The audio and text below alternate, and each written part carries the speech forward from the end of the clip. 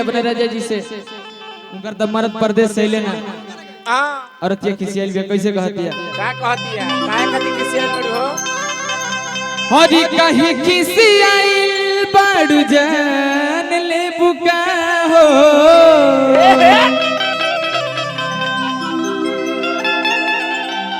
हरी कहीं खिसियल बड़ू जान ले बुका हो हरी की बोल हमर सुगनी परान ले बुका हो अरे बोला हमर सुगनी काला कोंत ले बुका काला कौन दे तड़ती हां बैग में लेके आइल बनियो ए बेस चली दिखाई दे हरी की काहे किसी आई बड़ जान ले बुका हो हरी की बोल हमर सुगनी परान ले बुका हो की बोल हमर सुगनी परान ले बुका हो और कहे किसी आई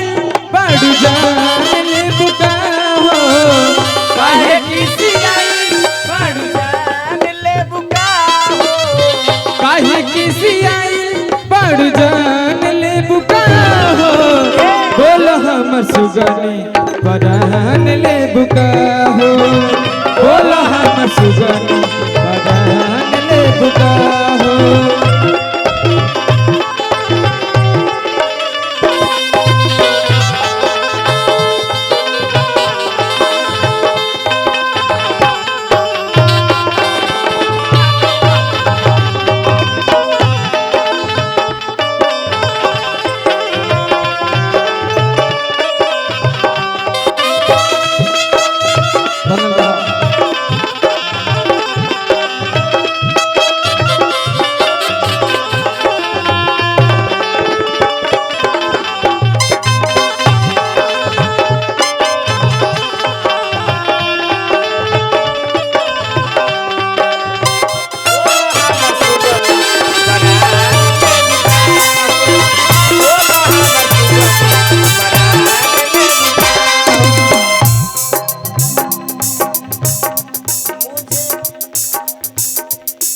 जवरतिया अपना राजा जी से कहला हां का कहती है सुधीर भैया हां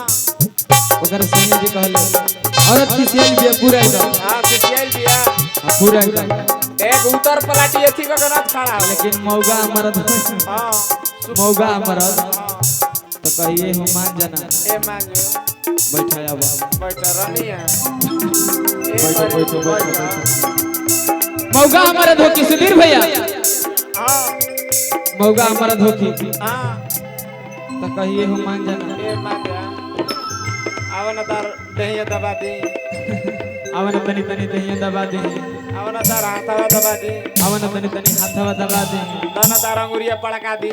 आवन तनी अंगुड़िया पड़का दे दाना तार माथवा गुदी तन तार माथवा गुह दे आवन तारे कैसे दे लेकिन हां अगर मर्दा रही तो कह तड़े कि जा तड़े हमरा गम नहीं खे जो जो तोरा गइला के गम नहीं छे लेकिन मर्दा के का करबो तोरा लेखा 10 गो पटाई ले हम पता मिला लेकिन मेहरारुओ के ताना बा सुधीर भैया मेहरारुओ के ताना बा हां औरत का मर्दा कहता कि तू मत जा हां झुमका झुलनी चूड़ी कंगन हाल बनमोली अरे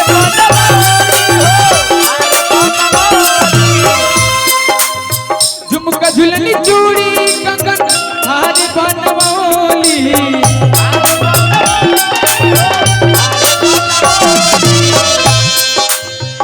हरी पराली चवली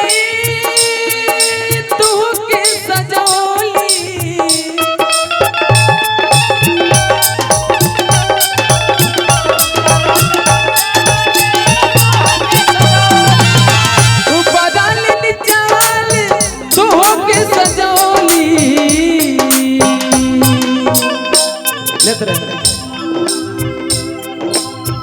अब का सूरज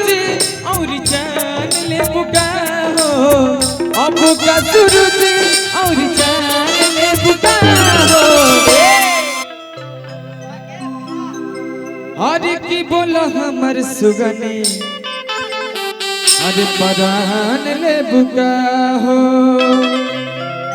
अरे की बोला हमर सुगनी परान ले बुका हो काहे किसी आई बड़ जान ले बुका हो काहे किसी आई बड़ जान ले बुका हो बोलो हमर सुगनी परान ले बुका